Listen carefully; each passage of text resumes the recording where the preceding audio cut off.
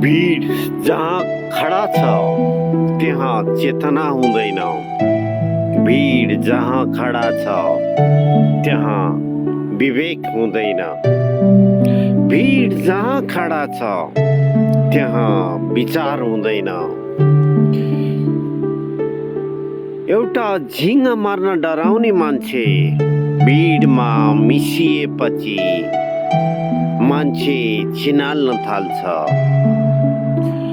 एउटा सलाइको काँटी जलाउन डराउने मान्छे भीडमा मिसिएपछि सहर जलाउन थाल्छ। हो, भीडसँग चेतना हुँदैन। भीडसँग विवेक हुँदैन।